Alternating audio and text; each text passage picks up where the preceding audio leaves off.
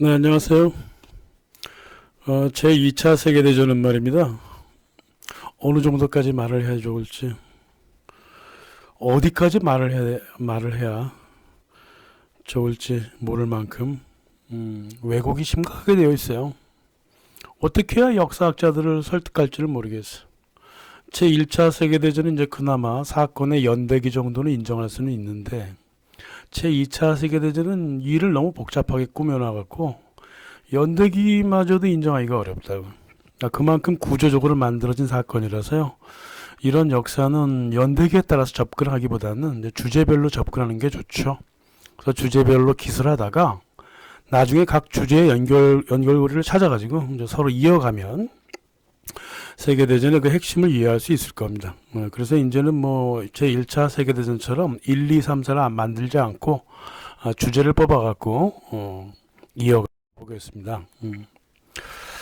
1930년대 영국 그 귀족 사회에 있어요. 주로 이제 중상류 귀족 사회가 친나치적이었죠. 나치와 잘 살아보겠다 그랬습니다. 대중들만 독일을 욕했죠. 2022년 영국의 신문 텔레그라프는 아직도 1930년대 영국 정치계와 귀족 사회가 상류층이 친독 노선을 가져간 거는 참 순진한 태도였다라고 또다시 대중을 세뇌하고 있다고. 참 영국 미디어의 세뇌는 이게 참 놀라워요. 그렇지 않습니다. 그렇지 않아요. 영국 왕가는 말입니다. 1689년 권리장전 때부터 이미 네덜란드 유대 금융가들한테 그 잡힌 나라예요. 이 나라가 금융을 꽉 잡혔어요. 영란은행에 잡혀 있다고. 그리고 19세기부터는 이제 로스차일드 금융 네트워크에 갇혀 있죠. 뭐 자기들 스스로 다 얘기하잖아요. 특히나 영국 왕실 금고는 이제 로스차일드가 뭐 바티칸처럼 똑같이 관리를 하고 있어. 뭐 오죽하면 그 영국 왕실이 로스차일드와 혈연으로 묶였다. 뭐 이런 소문이 있을 정도예요. 그렇지는 않아요. 로스차일드가 영국 왕실의 피를 섞지는 않았습니다. 로스차일드는 그 영국의 공적 자금을 즉 세금을 왕실로 보내서 탈취해가는 아주 더러운 짓을 해왔죠. 조지 5세도 그냥 그대로 따라했습니다. 로스차일드가 시키는 대로 했어요. 로스차일드가 독일을 싫어하면 자기도 싫어했고요. 에드워드 7세가 대표적이잖아요. 에드워드 7세하고 레오폴드 로스차일드랑 얼마나 친구야. 둘이 뭐 껴안고 뭐 동성애했나 뭐 모르겠어. 조지 5세도 말이야. 라이오넬 로스차일드하고 되게 라이오넬 월터 로스차일드죠. 라이오넬 로스차일드가 따로 있고 월터 로스 따로 있어요. 근데 이름을 두세 가지 막 붙이니까 서로 헷갈리지. 월터 로스차일드랑 되게 친했죠. 근데 1920년대 30년대 나치가 서서히 부상합니다. 그래서 영국 왕실의 분위기가 이상하게 친독일 쪽으로 바뀌어요. 20세기에 유일하게 벌어진 그 문화거든요. 이게 딱 이 시기에만 그런 모습을 보입니다. 왜 그랬을까? 이해가 가죠. 1920년대 영국의 왕족하고 귀족들이 말이에요. 좀 두려움에 절어 살았어요. 왜냐하면은 1916년 프란츠 조셉 1세가 사망하면서부터 오스트리아 헝가리 제국이 붕괴하기 시작해서 1920년 말 21년에 완전히 붕괴해버리죠. 그걸 봤어요. 자기 눈으로. 또 1917년 유대 볼셰비키에 의해서 러시아 제국이 무너지는 모습을 지켜봤고 1918년 적국이었던 독일도 왕가가 사라지는 모습을 봤단 말입니다. 1919년 제1차 세계대전 사후 처리에서 유대 금융가들이 보여준 그 배상금, 융자 처리, 수익 처리, 무기 공급, 이 유대인들만의 페스티벌을 이 베르사유에서 철두철미하게 바라봤단 말이에요. 로이드 조지가 그랬잖아. 이거 유대인들의 페스티벌이라고. 게다가 1920년대는 말이에요. 또 마르크스 운동이 막 유럽의 전역에 준동하는 바람에 이 왕가를 무너뜨리려고 그랬단 말이에요. 왕가를 무너뜨린다. 그러니까 무섭죠. 그래서 이 위기의 모든 뿌리가 유대인들로부터 유발되었다는 게 당시로서는 상식이었어요. 지금은 상식이 아니라 왜곡이 되어 있잖아. 당시로서는 누구나 다 생각했던 상식이었다고. 그래서 지금의 얼마 전에 죽은 엘리자베스 2세 여왕의 삼촌이 에드워드 8세예요. 삼촌. 예. 이 사람은 런던 시티의 그 유대 금융가들에 의해서 조정되는 정당이라든가 의회, 정부로부터 거리를 취하고자 했죠. 그래서 취한 입장이 나치즘이었단 말이에요. 응? 영국이 독일 나치와 합심해서 유대 볼셰비키를 견제하자, 이런 의식이 왕실과 귀족 사회에 상당수 흘러다니고 있었단 말이에요. 이제 저기 1930년대 힘을 얻어갔던 그 독일 나치도 영국 왕실의 그런 의식을 되게 좋아했고 지지했죠. 그렇게 하자 그랬죠. 이게 스탈린이 볼셰비키 잔당들, 유대인들을 숙청하기 전이에요. 유대인 숙청이 이제 1937년부터 들어가잖아요. 그러니까 그 전에 이제 벌어진 일이니까 그렇죠. 아직까지도 유대 볼셰비키라고 얘기를 하고 있었어요. 그래서 영국 왕실과 귀족들이 볼 때는 왕정을 파괴하겠다고 하는 이 볼셰비키를 막아낼 그 상대로는 이 용감한 나치밖에 없다고. 용감한 나치밖에 없어. 그래서 1933년에 히틀러가 정권을 잡으니까 무의식적으로 흘러다니던 영국 귀족 사회의 그 반유대주의, 친독일의 흐름이 수면 위로 올라버린 거죠. 그렇게 된 겁니다. 그리고 다 알고 있었어요. 이 귀족 사회는. 라이오넬 월터 로스차일드가 런던 시티를 움직이면서 뉴욕으로 건너가서 그쪽에 유대인들을 부추겨서 러시아를 무너뜨렸다는 걸 그 당시 다 알고 있었어요. 대중만 몰랐다고요. 그러다 보니까 그 지금 엘리자베스, 그 죽은 엘리자베스 여왕 또 죽었지. 그 필립공 있잖아요. 필립공이 나치 유겐트 출신이에요. 에드워드 8세가 너 나치 유겐트로 들어가라 그랬다고. 그래서 유겐트 출신이고, 그 누나인 그 마거릿, 세실, 소피아, 3명 모두 나치 고위 관리랑 그 당시 결혼을 했어요. 이런 분위기가 이제 어떻게 그랬냐면, 노동당 출신 그 람세 맥도날드가 이제 평화주의자인데, 당시 총리로 있었어요. 1929년서부터 1935년. 그러다 보니까 이제 어떤 친독 분위기가 굉장히, 좀 영국 귀족 사회에 퍼져나가고 있었죠. 게다가 근데 에드워드 8세가 이제 영국 귀족 사회의 그 반유대주의 친독 의식을 대표를 했죠. 예. 그리고 뭐 영국 왕실이 독일 작센 혈통이니까, 그리고 자기 당숙이 러시아 니콜라이 2세인데 볼셰비키가 죽였잖아. 그러니까 절대 러시아 쪽으로는 가지 않는다는 것이었고, 러시아 쪽이 아니죠. 러시아 왕실은 또 다르잖아요. 그죠? 그러니까 유대 볼셰비키한테 뺏겼으니까. 그죠? 러시아를 유대 볼셰비키한테 뺏겼다고. 이 사람의 의견은 뭐 왕실로서는 정당하죠. 오히려 영국과 독일의 불가침 협정을 맺어야 되잖아. 안 그래요? 게다가 이제 히틀러하고 무솔리니는 말이에요. 이미 그 독일 쪽의 호헨졸렌, 프로이센의 호헨졸렌, 또 오스트리아의 합스부르크 왕가를 지지를 하고 있었고, 또 그 복구시켜준다 그랬어요. 뭐 복구시켜준다 약속을 했다고요. 그러니까 호헨졸렌하고 이제 합스부르크 왕가 사람들이 돈도 많이 갖다주고 해갖고 선거할 때 많은 지원을 해줬죠. 어차피 무솔리니, 히틀러 뭐 약속 못 지키고 죽었으니까 뭐 진심은 뭐 알 바 없지만은. 아무튼 유럽의 귀족과 핏줄로 이어진 그 영국 왕실하고 귀족 사회가 친독 인사들로 가득 보일 수밖에 없었다. 근데 이 친독 인사들, 이 귀족 사회를 이끌었던 사람이 스테파니 공주라고 하는 사람이에요. 아주 굉장히 독특한 여인입니다. 유대인이에요, 유대인. 근데 그 당시 유대인인지 몰랐어, 다들. 나중에 밝혀졌습니다. 엄마, 아빠가 다 유대인이야.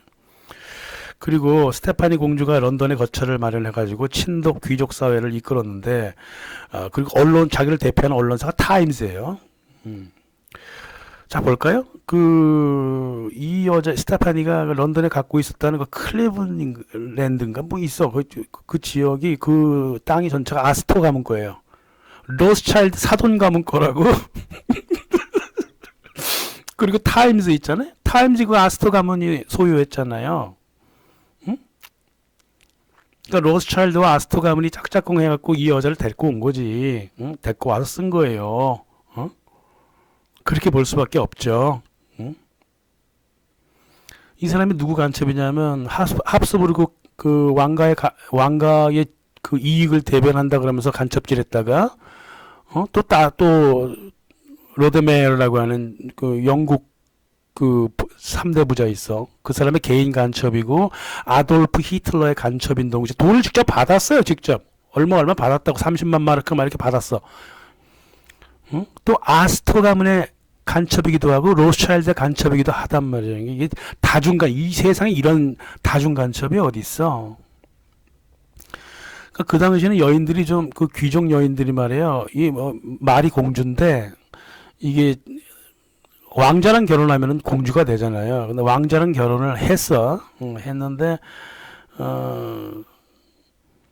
임신을 해갖고 할 수 없이 그 왕자한테 그냥 왕자 이름 붙여주다 보니까 자기도 공주라고 붙여진 것 뿐이고 그렇게 된 거란 말이에요. 그래서 이런 여자를 이용해서 귀족 사회의 그 친독 모임을 이끌었다 이거야. 참 재밌죠, 그죠? 그러니까 나치 모임을 주선했던 사람이 이 다중 간첩으로서 유대인이고 또 로스차일드 사돈 아스토 가문의 거처에서 살았다. 어차피 만들어지는 친독 분위기라면 로스차일드 선악에서 놀아야 한다. 뭐 이건가? 재밌네요, 그죠? 1938년에 그 파이라고 하는 신부가 책을 냈어요. 1938년에 The Rulers of Russia라고 하는 책을 냈. 소련 공산당 중앙위원회 59명 중에 56명이 유대인이라고 밝혀놨다고. 네, 그거를 나중에 이제 2000년대에 그 스테판 쿨토아라고 하는 사람이 그거를 다시 복사해가지고 그 당시 소련 공산당 중앙위원회에 과연 몇 명이 유대인이 있었느냐. 거의 뭐 90%, 70에서 90%. 푸틴도 그랬잖아요. 80% 있었다고.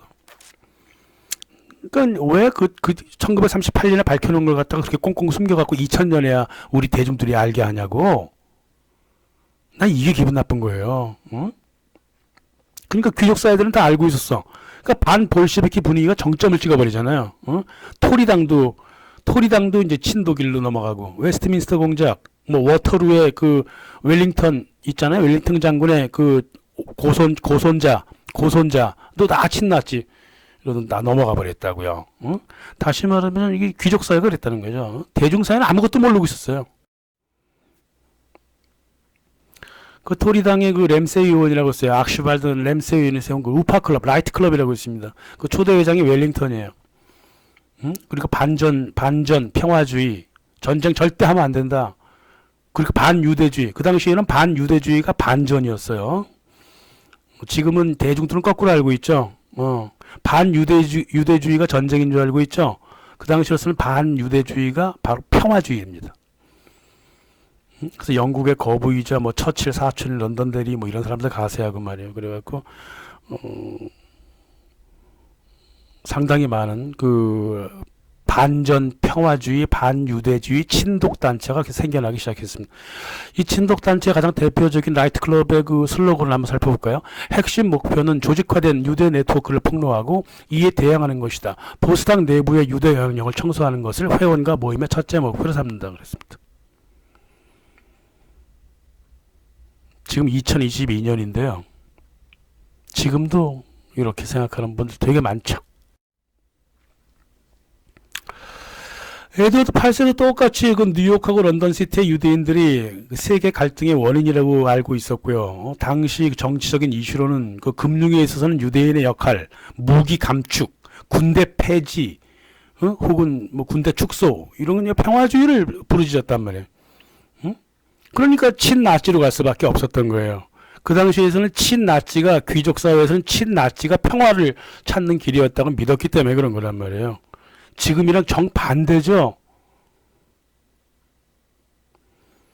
물론 이제 이 영국 귀족 사회 무의식은 또 좀 다른 게 있죠. 대영 제국이 좀 약해지고 있다라는 어떤 두려움도 있고 미국이 부상하니까 거기에 대한 두려움도 있고 또 다른 전쟁이 벌어지지 않을까 같은 어떤 그 두려움의 의식이 깔려 있었다고요. 그러더니 막 섞여갖고 마음이 막 섞여갖고 이제 막 나치를 그냥 무조건 붙들려고 했던 그런 경향도 있었죠. 그러니까 세상에 깔끔하게 합리적인 이념이 어디 있어요? 그런 건 없습니다. 모두 자기 두려움이라든가 기질이라든가 무의식적인 흐름에 의해서 자꾸 채색이 되는 것 뿐이지. 그 당시 그랬어요. 하나의 예가 있습니다. 예를 하나 들어드릴게요. 그러니까 스테파니 공주 같이 그 다중 간첩에 의해서 조직된 그 영국 귀족들의 그 나치 모임이 이 실상 명료한 의식이라든가 정리된 생각으로 만들어진 게 아니란 말이야. 응? 잘못된 해석으로 만들어진 경우도 되게 많았어요. 응? 1930년대 영국 상류층을 휩쓸었던 미포드 귀족자매들이 있습니다. 애를 7명이 낳았어. 이 미포드가, 이 프리먼 미포드라고 하는 사람이 유명한 그 파시스트였는데 그 자식을 7명을 낳았단 말이에요. 얘네들의 그 운명을 보면 참 그 당시 중상류 귀족 사회의 그 정치적인 입장과 혼란 정도를 볼 수가 있다고. 미포드 그 6자매, 딸이 6명인데, 셋은 나치, 하나는 공산주의자, 하나는 사회주의자, 2명은 보수주의자, 이렇게 돼 있다고. 뭐 콩가루, 이념적으로 콩가루 집안이죠, 조금. 하지만은 반유대주의와 친나치 정서는 조금 공유하고 있었어요. 반유대주의하고 친독일이 당시로서는 이념이 아니라 애국이었다고. 애국. 외동아들 하나 있어요. 토마스 미포드라고 있다고. 잘생긴 놈인데 파시스트로서 독일과 싸우기 싫다고. 이게 파시스트거든. 독일과 안 싸우겠다면서 버마로 떠나고 일본군하고 싸우다 죽었습니다. 당시 문화를 알려드리는 거예요. 당시 문화를. 영국을 중심으로. 그 6자매 중에 넷째일 거야. 유니티 mitford가 있어. 유니티 mitford. 이 여인의 사례가 독보적인데, 그 19살이던 그 1933년에 히틀러를 처음 만났어. 처음 만나고 사랑에 빠져버립니다. 히틀러한테 사랑에 빠져갖고 아주 난리가 났어요. 히틀러가 만나는 여자 그 뭐 스테파니 공주 같은 사람이라든가 또 에바 브라운 이런 사람들한테 막 질투하고 화내고 막 그럴 정도로 이 젊은 아이가, 또 히틀러가 얘를 딱 보더니 야, 아리안의 그 이상적인 여성이다라고 칭찬까지 했어. 게다가 이 미트포드 집안의 그 할아버지가 누구냐면 히틀러가 정말 숭배했던 리하르트 바그너의 친구예요. 그러니까 히틀러가 얼마나 좋아했겠냐고. 나치 친이들랑 같이 붙어 다니면서 주변에서 나치보다 더 나치라고, 나치보다 더 나치 같은 영국 여인이라고 그런 말까지 있었고 말입니다. 히틀러 연설장이면 빠짐없이 찾아다녔던, 히틀러가 BTS였지. 그러니까 빠순이었어요. 빠순이. 그래서 미넨에 살았거든요. 그 당시에 독일어 학원에 다니고 있었어.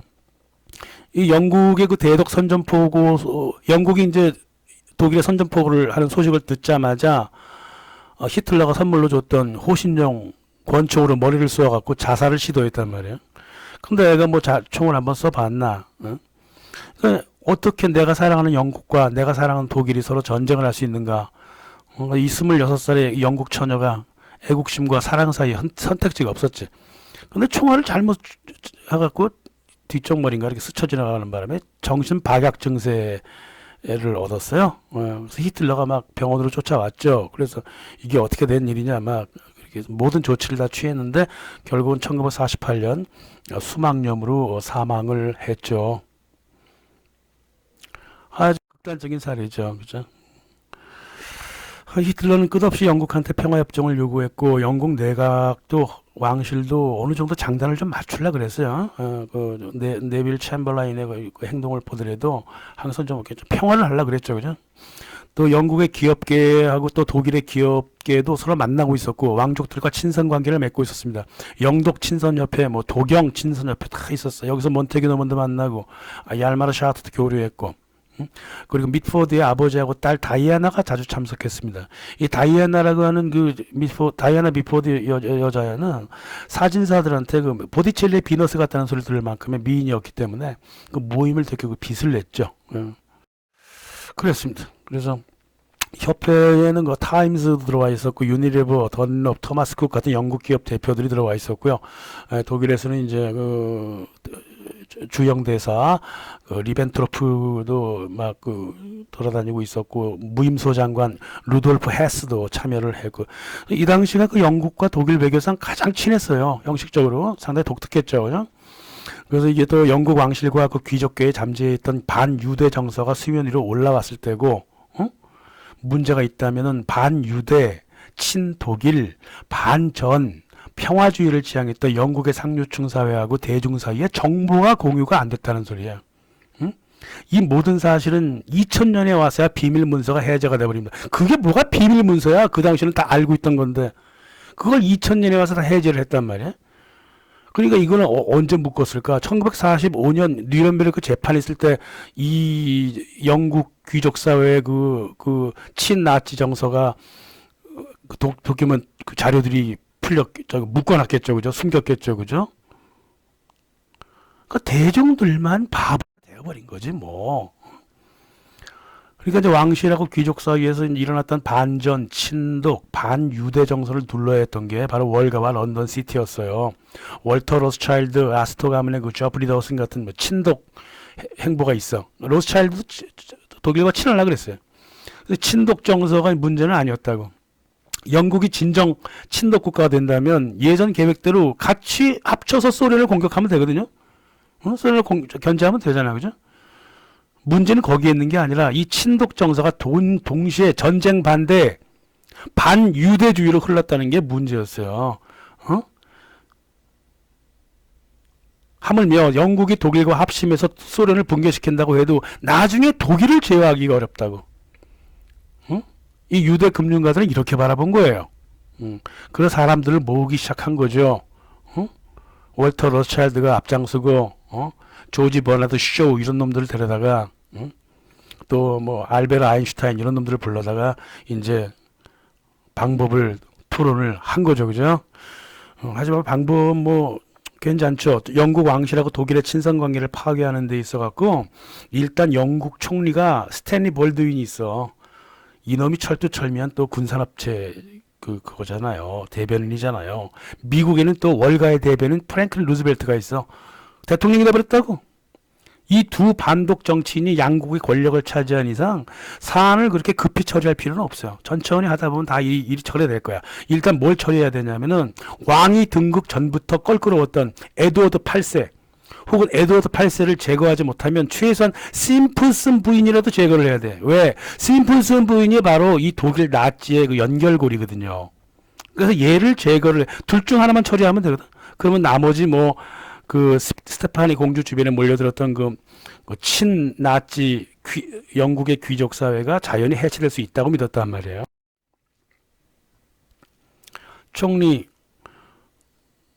스탠리 볼드윈 취임이 1935년 취임했습니다. 얘가 3번을 총리를 하는데요. 마지막 그게 이제 1935년부터 1935년 6월 달에 취임했는데 7월부터 영국 재무장을 비밀리에 준비하기 시작합니다. 영국을 다시 군국화시키는 거야. 응? 그 당시요. 1935년 초까지 진행된 그 무기 감축에 대한 그 국민 여론조사가 있었어. 무기 감축 95% 찬성. 국군 폐지 국군 폐지예요. 영국군 폐지 찬성 여론이 75%. 사기업의 무기 생산 판매 금지가 95%였어. 이거 피스 발럿 피스 PEACE BALLOT 이거 치면 위키피디아에 치면 다 나와요. 이 퍼센테이지. 저기죠. 숫자가. 이 스탠리 볼던이 어떤 놈이냐면 윈스턴 처칠하고 같이 짝짝꿍해갖고 1927년에 로스차일드의 비커스하고 암스트롱을 합병시켜갖고 최대 군수업체를 만들어서 로스차일드 금융한테 넘겨줘 버린 놈이라고. 겉으로는 히틀러의 무기 감축 제한 거 히틀러가 했습니다. 다른 사람이 한 게 아니에요. 무기 감축하자 이런 거. 비행기 같은 거 만들지 말자. 사기업한테 무기 생산시키지 말자. 이게 너무나 인기 있는 제안이었기 때문에 그 당시 국민 그 여론조사까지 했단 말이에요. 그럼 그 하도 평화주의적인 그 제안이니까 영국 정부로서는 이제 받아들이면 척 그랬지. 근데 얘네들한테 무기 감축이라고 하는 건 딴 게 아니야. 구형 군함이라든가 비행기 이런 것들을 감축하는 거고 그 이상의 의미가 없어요. 스탠리 볼드윈이 1935년 총리에 들어서면서부터 해야 할 일은 딱 2개밖에 없죠. 무기를 증산하는 일, 영국군을 재무장시키는 일, 그리고 에드워드 8세를 쫓아내는 거예요. 그래서 반독 분위기를 다시 띄우는 겁니다. 얘가 이렇게 에드워드 8세는 말이에요. 굉장히 민중적이었고 자상했습니다. 사람이 좀 그래요. 사람이 너무 착해. 예. 그 노동 현장에 찾아가서 노동자들 손을 만지면서 참 이 가슴 아파하고 내가 왕이 되면 어떻게 해서든 간에 당신들 월급을 올려주겠다 막 그랬던 사람이에요. 그러니까 영국 사람들이 그걸 굉장히 사랑했습니다. 반면 이제 개인적으로 이제 성적 자유주의자예요. 약간 그 성적으로 남봉꾼이지 뭐. 근데 이게 원래가 영국 왕실의 그 전통이 그렇잖아요. 좀 1929년부터 이 에드워드 8세가 자유부인, 말 그대로 자유부인이에요. 남자만 만나면 잘라 그래. 퍼니스라고 있어, 델마 퍼니스라고. 이 여자랑 교제 중이었다고. 근데 유부녀예요, 유부녀. 그 영국 왕실의 전통이 또 유부녀랑 결혼하는 건데, 그게 또 전통이, 왜 그런 전통이 생겼는지는 나중에 말씀드릴게요. 1931년 이제 이 퍼니스라고 하는 여자가 자기 친구인 월리스 스펜서라고 하는 여자를 에드워드 8세한테 소개를 시켜줍니다. 그런데 월리스 스펜서라고 하는 여자는 첫 남자가 누구냐면 그 중국 상해에서 이탈리아 파시스트 키아노를 만납니다. 그 키아노의 아기를 뱄어요. 키아노의 아기를 뵈가지고 첫 남편과 이혼을 해버렸습니까? 유부녀였을 때 그 이탈리아 파시스트랑 임신을 한 거야. 그래서 아기를 뵀는데도 이 키아노가 월리스 스펜서를 버려버리고 저기 무솔리니한테 가서 무솔리니 사위가 돼버렸어. 그래갖고 무솔리니 정권 시절에 외무부 장관을 합니다. 그랬더니 이제 이 월리스 스펜서가 아기 떼버리고 저기 나치 독일 주재 대사하고 영국 주재 대사 요아킴 펀 리벤트로프하고 연애를 하고 있었단 말이야. 근데 31년에 에드워드 8세를 소개받으니까 델마 퍼니스로부터 에드워드 8세를 뺏어버렸죠. 그래갖고 둘이 사귀게 된 거예요. 1934년에 이 델마 퍼니스가 미국에 놀러 갔다가 편지를 보냈어. 에드워드 월리스 스펜서한테 뭐라고 편지를 보냈냐면 에드워드 8세랑 잘 놀아줘. 나 없을 때 시키는 대로 다 하는 사람이야. 이러면서 편지를 보냈어. 놀아주라고 해서 놀아줬더니 눈에 맞은 건 못 줘란 말이야. 그래서 월리스 심프슨 부인이라고 그 당시 불렀어요. 두 번째 남편 이름이 심프슨인데 이혼 또 계류 중이어서 그러니까 첫 번째 남편하고도 이혼하고 두 번째 남편하고도 이혼하고 세 번째가 에드워드 8세였다 이 말이에요. 심프슨은 미국인이잖아요. 외국인에다가 평민 출신이야. 게다가 이혼녀야. 영국 왕실이 꺼리는 조건을 모두 갖추고 있었단 말이야. 그러니까 리벤트로프도 에드워드 8세가 그녀랑 이 여자랑 결혼할 거라고 믿지 않았습니다. 저기 요아킴 리벤트로프는 자기 애인이 한 나라의 왕세자랑 사귀고 있는 걸 되게 좋아했죠. 왜 그러냐면 독일과 영국의 관계 개선을 위해서 좋은 일이라고 생각했단 말이에요. 근데 이제 스탠리 볼드윈 영국 총리는 이 미친 이 창녀 같은 완전 창녀라서 고급 창녀라 그랬습니다. 예. 뭐 우리 동양 시각에서 봤을 땐 진짜 창녀죠. 예, 독일 외무부 장관 나중에 외무부 장관이 되는데 독일 그 영국 대사하고 사귀다가 그 나라의 왕자랑 같이 사귀어버리고 또 미국 남편이랑 아직도 이혼도 안 했고 왔다 갔다 창녀 맞지 뭐. 조지 5세가 그랬어요. 조지 5세가 왕이었잖아. 왕세자 걔한테 그랬다고. 에드워드 8세한테 너 나 죽고 나면 1년도 못 가서 네 인생 조져 임마. 물론 이제 직접 아들한테 얘기 안 하고 캔터베리 대주교인가 볼드윈 총리한테 그렇게 얘기를 했대요. 저놈의 새끼 나 죽고 나면 1년도 못 가서 인생 조질 놈이라 그랬다. 와 정확하게 예견을 했네. 어떻게 그렇게 예견을 할 수 있었을까? 결국은 1936년 1월 20일 그 조지 5세가 죽죠. 죽자마자 이제 두 연인의 혼인 문제가 이제 아주 지면을 완전히 덮습니다. 영국 지면을 수면으로 떠오른 거지 뭐. 응?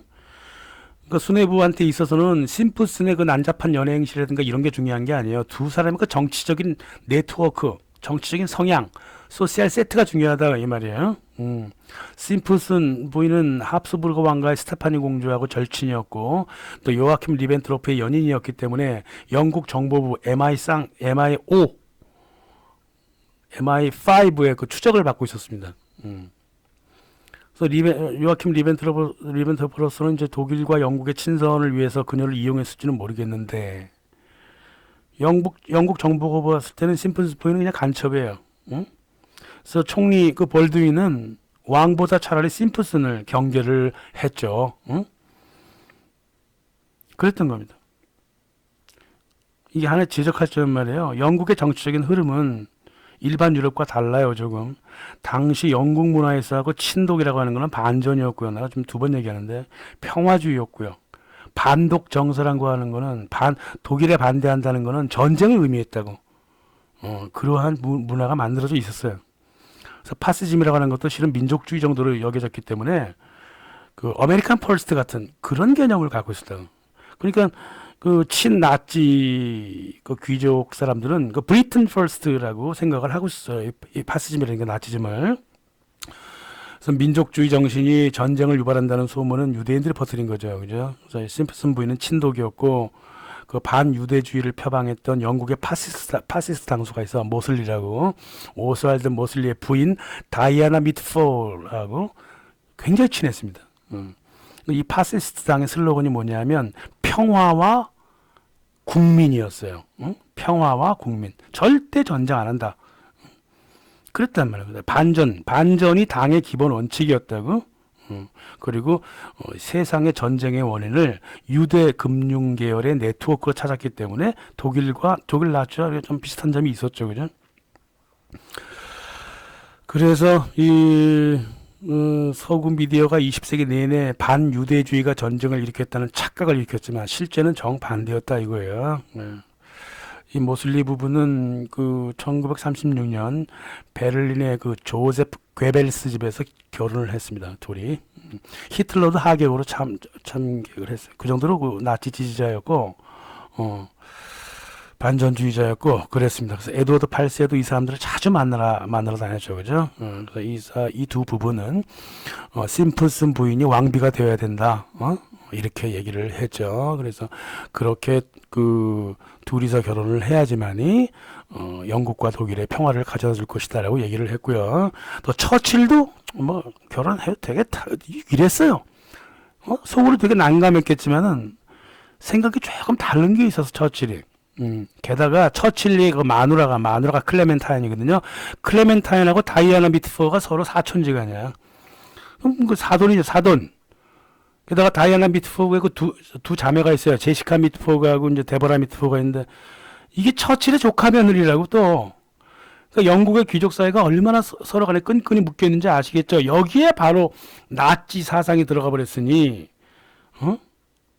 이 로스차일드가 바라봤을 때는 이거 좀 위험하다 싶지 않았겠냐고 생각을 좀 해보시라고요. 그래요? 또 이 처칠은 결혼을 반대하지 않았습니다. 뭐 왕비 타이틀 안 주면 되잖아. 결혼은 하되 상속권도 없고. 근데 귀천상원이라고 그러잖아요. 귀천상원은 뭐 징기스칸도 귀천상원 했는데 뭐. 그리고 조선도 귀천상원 굉장히 많잖아요. 마누라가 뭐 무슬리 출신이고 뭐 그런 거.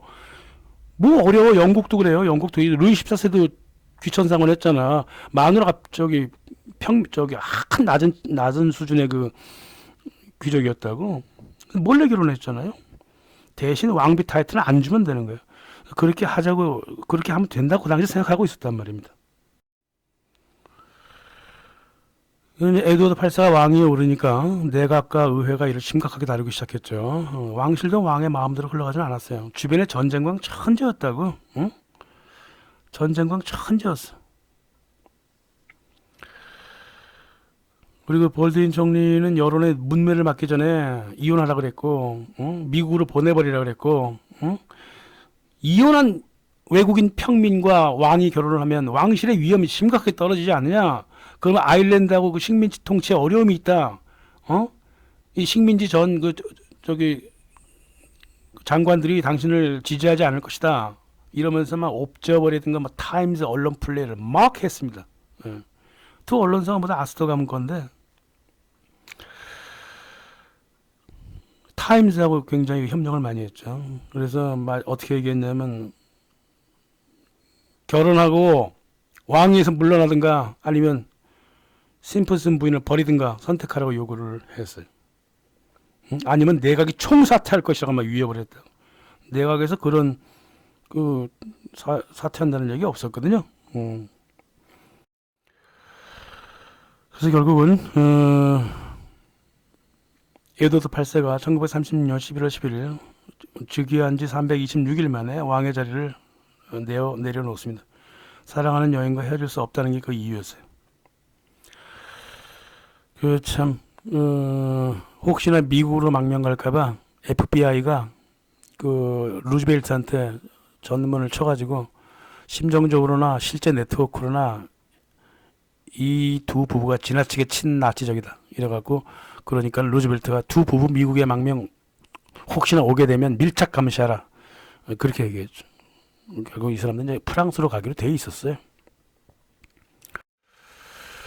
그래서 요아킴 리벤트로프가 그랬죠. 이 결혼 문제는 실은 영국의 친독일 왕을 몰아내고자 꾸민, 볼드윈 총리가 꾸민 연극이다 이렇게 얘기를 했습니다. 그리고 이제 영국과의 친선 관계는 다 끝난 것 같다 그러면서 히틀러한테 소식을 보내게 됩니다. 솔직히 심프슨 부인 그 러브 스토리가 말이에요, 리벤트로프 말대로 친나치 왕을 밀어낸 사건이죠. 영국 그 스네브가 봤을 때는 둘 다 사라지는 게 좋았겠지만은 최소한 심프슨은 이혼을 시켜야 했어요. 이게 이제 보통 사람들의 의식이었고요. 그랬습니다. 그래서 결국은 이제 물러나서 이제 영국의 군국화가 본격적으로 시작을 하게 되죠. 그래서 프랑스로 망명을 떠나갖고 1967년까지 못 돌아옵니다. 그래서 에드워드 8세와 심프슨 부부는 히틀러를 만나고 평화주의 노선을 계속 유지하도록 권유를 했고, 그랬습니다. 이 전쟁이 터지니까 에드워드 8세는 어서 영국하고 독일이 서로 합심해서 소련과 싸워야 된다고 계속 주장을 했고요. 그러다 보니까 영국 사람들이 에드워드 8세를 매국노라고 불렀습니다. 아무 전후 사정도 모르는 대중들이 그렇게 매국노를 딱지를 붙인 거예요. 그리고 영국이 1939년 9월 대독 선전포고를 했죠. 그래갖고 친나치 평화주의자들을 잡아들이는 긴급 강제법을 제정을 했습니다. 처칠이 수상이 되는 1940년 5월부터 본격적으로 평화주의자들을 다 체포하기 시작합니다. 그리고 독일과 완전히 적대 관계로 돌아서고, 그 당시 평화를 부르짖는 사람들은 무조건 매국노였어요. 그 당시 처칠 밑에서는. 그래서 모슬리 부부도 반전을 구실로 해서 재판 없이 체포 구금되어 있었죠. 이 두 부부가 체포 구금되었을 때 강력하게 이 사람들을 풀어주라고 요구했던 단체가 바로 아나키스트 단체야. 참 재밌지 않아요? 극우 파시스트들을 말이야 극좌 아나키스트들이 지지를 해줬다고요. 그러니까 영국이 그랬고요. 또 그 당시 상황이 또 그랬습니다. 그래서 역시 그 평화는 국가 안보를 위협한다는 조지 오웰의 영국이 좀 맞죠. 네? 그래서 그 세계 대전이 터지고 있는데 프랑스에 망명했던 에드워드 8세가 그거 봐라, 영국인들은 폭탄을 맞아 봐야 정신을 차리냐 막 이래서 그 웰링턴 공작은 그렇게 독일과 싸우지 말라 그랬더니 결국은 싸우게 만들었구나. 이 더러운 전쟁광들과 유대인들이 결국 이를 저지르고 말았다. 이렇게 얘기를 했습니다. 에드워드 8세의 우유부담함에도 문제가 있었고, 심프슨의 그 자질 조건에도 문제가 있었지만은, 심프슨은 말이에요, 에드워드 8세의 친나치 왕을 밀어내고자 했던, 볼드윈 내각의 어떤 작전이었다 이거죠. 근데 저는 여기서 뭘 그 의미를 크게 가지고 끌고 오고 싶지는 않아요. 무엇보다도 친독일이 뭘 뜻하는지, 유대 금융과 유대 네트워크와 전쟁이 서로 어떻게 연관되어 있는지 영국 귀족 사회는 다 알고 있었는데 왜 영국 대중은 전혀 몰랐느냐는 거죠. 정보 단절이 왜 이렇게 심하냐는 거예요. 지금도 그런 거 나거든 좀 본단 말이야. 영국 상류층이 보는 친독일은 평화하고 협력이었어요. 근데 대중은 거꾸로 알고 있었어. 전쟁을 의미한다 그랬다고. 대중만 몰랐다고. 제가 제 소개하는 영상에서 말씀드렸죠. 제가 통역가로 한 8년 가까이 일을 하면서 만난 사람들이 영국하고 프랑스의 굉장히 상류층들이거든요. 재벌도 있고 뭐 귀족 재벌도 있고 그래요. 그 사람들이 생각하는 인식론은 말이에요. 보통 대중이 생각하는 인식과 굉장히 달라요. 그러니까 고급 정보를 걔네들이 다 갖고 있다는 소리란 말이에요. 대중 밑으로 안 내려온단 말이야. 그래 놓고 역사를 가르치겠다고 대학을 문을 열어놨으니 지금도 그렇습니다. 그래서 대중정보에 오락가락하지 말아야 한다는 것은 2차 세계대전 영상에서도 똑같이 말씀드리고 싶은 겁니다. 예, 감사합니다.